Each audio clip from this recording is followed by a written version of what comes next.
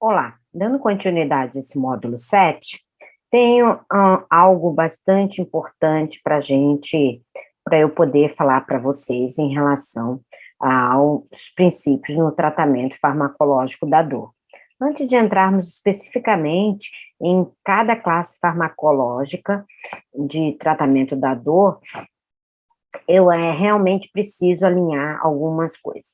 Não poderia deixar de começar de falar de administração de medicamentos para a dor, se não começar a falar sobre segurança do paciente.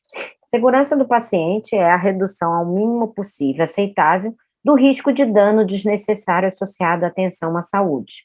É muito importante termos essa responsabilidade, tanto na prescrição como na administração dos fármacos.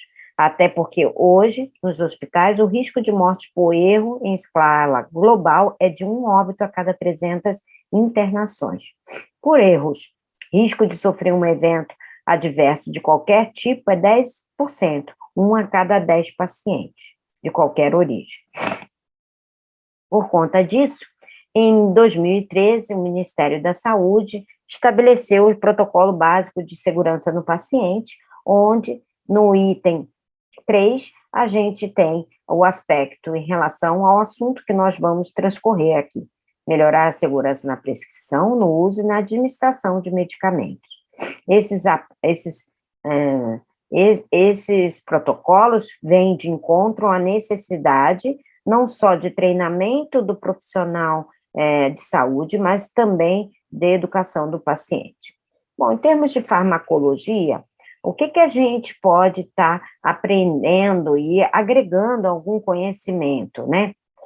Temos que entender que para tratar a dor farmacologicamente falando, aqui em todo esse módulo, nós precisamos ter a clareza da intensidade da dor, a natureza da dor e os riscos que, porventura, esse paciente pode ter recebendo algum desses fármacos, né? Adequar as necessidades do indivíduo, temos que considerar as contraindicações, selecionar a via mais adequada para a administração do fármaco, conhecer, avaliar e tratar os eventos adversos. Além disso, considerar o nível de evidência de estudo sobre a efetividade de cada uma das intervenções prescritas.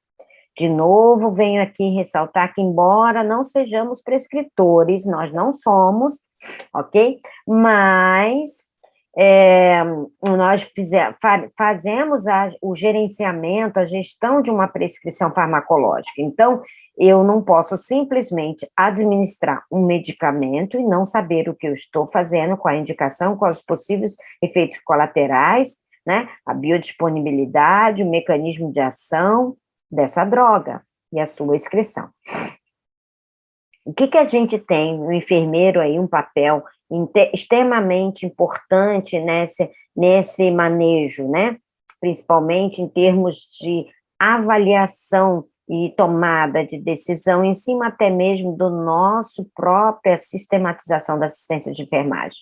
A base para o tratamento farmacológico é o equilíbrio entre o alívio da dor, né, na qual vamos administrar o fármaco com todas aquelas regras de segurança, né, mas também monitorar os efeitos adversos. Então, o enfermeiro precisa ter uma avaliação sistematizada, ter o conhecimento sobre a ação dos analgésicos, dos seus efeitos colaterais, a prevenção desses efeitos colaterais e também o manejo terapêutico, né, para que ele possa ter a clareza, uma qualidade no seu cuidado.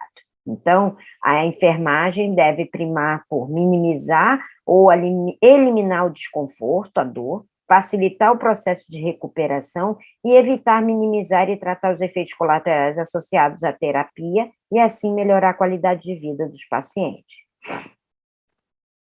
Para isso, ela deve ter o entendimento dos fatores clínicos do paciente, conhecê-lo, obviamente, fatores institucionais e o tipo de dor, que a gente vai falar adiante.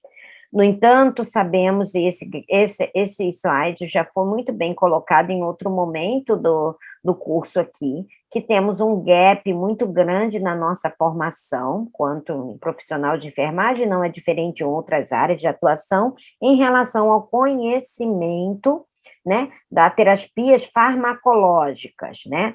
Além disso, nós temos barreiras importantes no nosso país no tratamento adequado da dor. Barreiras como, por exemplo, o sistema organizacional do serviço de saúde, com políticas de saúde incipiente para a gestão da dor, né? Falta de indicadores de qualidade. Em relação às barreiras de profissionais, a falta de educação, que eu já falei aqui, né? Equívocos, né, sobre dependências, falamos disso na aula anterior, o medo das reações adversas do uso do opioide. Em relação aos pacientes familiares, também há outras barreiras que nós temos, que é o medo do uso de analgésico, a falta de educação relacionada ao manejo da dor, crenças, né, limitantes, que isso pode sim ser barreiras e objeções que nós precisamos adequar. Algumas do sistema de serviço de saúde organizacional, nós temos sim possibilidade de melhorar, outras não, mas em relação a nós, profissionais de saúde, nós podemos sim se opor a essas barreiras, né, eliminando elas da nossa vida, porque elas impactam negativamente no controle adequado da dor dos nossos pacientes. E nós, quanto profissionais de saúde, temos sim um papel fundamental para também transpor a barreira dos pacientes e familiares através de educação e orientação e informação. O objetivo do tratamento da dor é melhorar o que está causando, né? Se possível, eliminá-la, dependendo do contexto, né? Nós já falamos disso aqui em módulos anteriores. E tornar a pessoa mais ativa possível, né? Melhorando a sua autonomia, a sua funcionalidade, sempre manejando os efeitos adversos e um controle adequado da dor e assim promovendo a melhor qualidade possível dentro das condições e limitações do paciente. Então, a dose analgésica deve ser titulada conforme a melhora da função do paciente. Nem sempre nós conseguimos extinguir aquela dor. No entanto, nós conseguimos sim controlá-la para que o paciente esteja mais funcional possível, com ganho na sua qualidade de vida, realizando suas atividades de vida diárias. Então, o controle da dor, ele envolve uma abordagem bastante integrativa, bastante ampla, né? Onde você tem apoio psicológico, analgésicos, opioides, tratamento de efeitos adversos, nós temos suporte psicológico, tratamentos não farmacológicos, né? Terapias integrativas associadas que também contribuem, então, é uma multimodalidade de ação.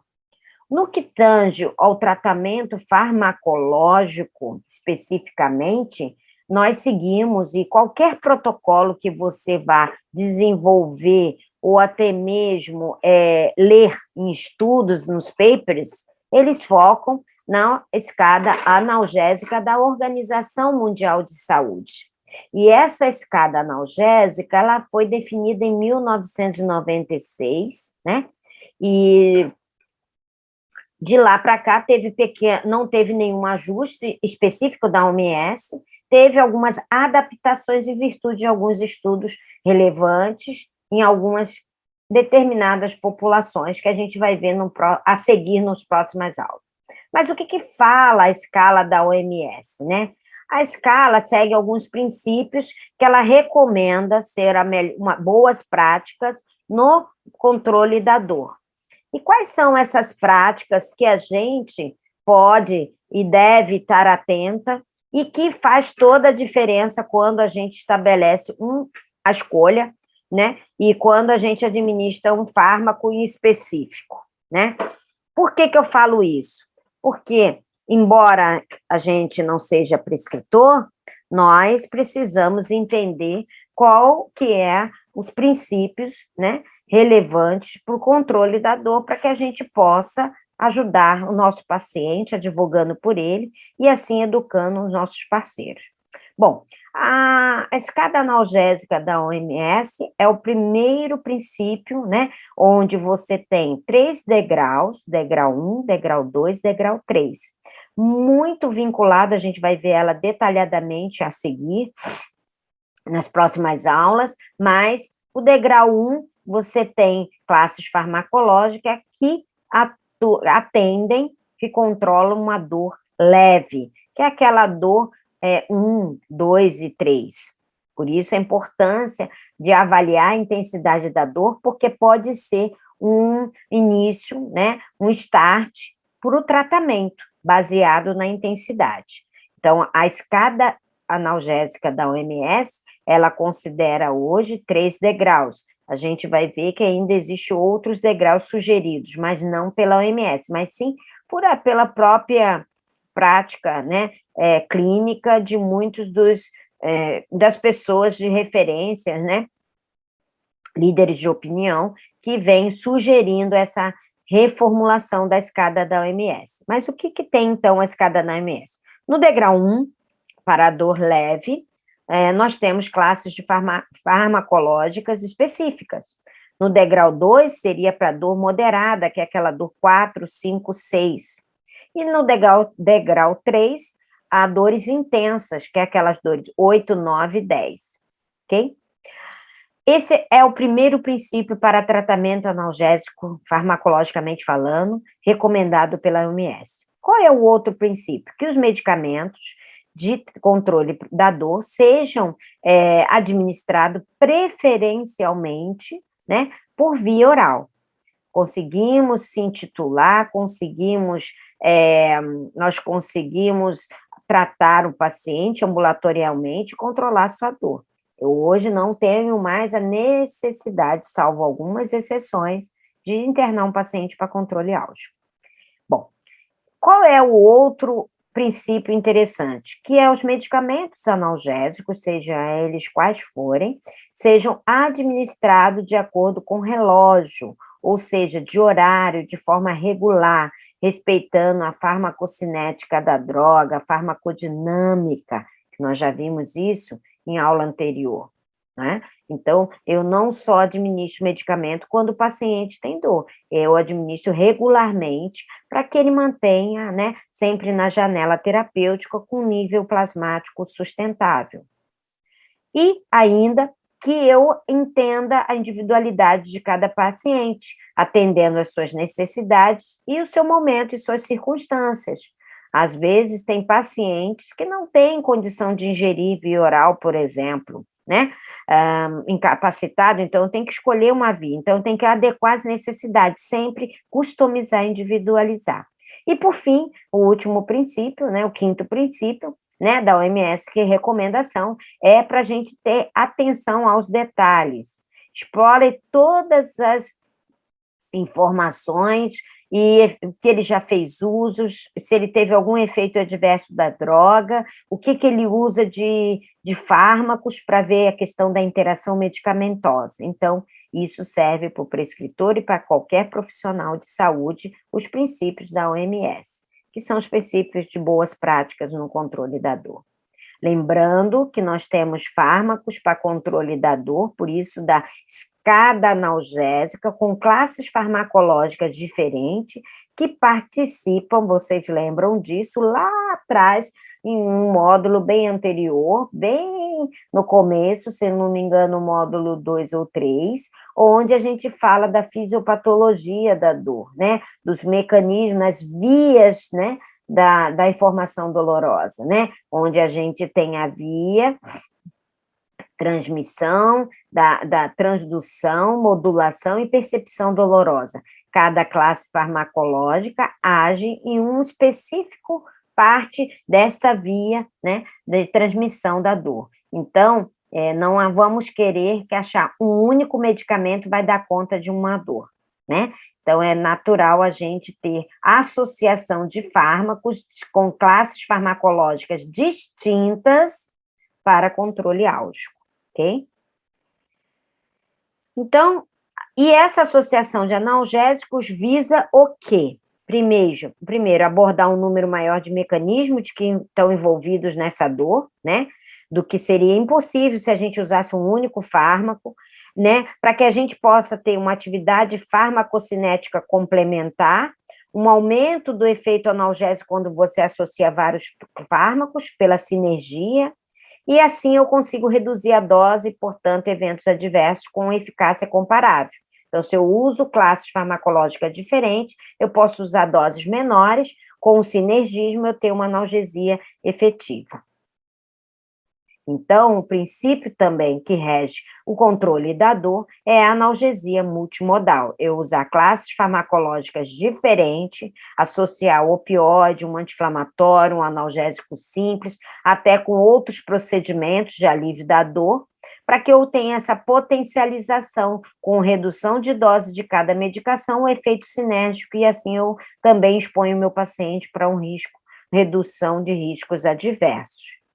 Veja, esses princípios são fundamentais para que a gente tenha um entendimento daqui para frente de como os fármacos atuam no alívio da dor dos nossos pacientes. Então, todo projeto Manda, ele é falível. A primeira regra de segurança é pensar no impensável. Até já.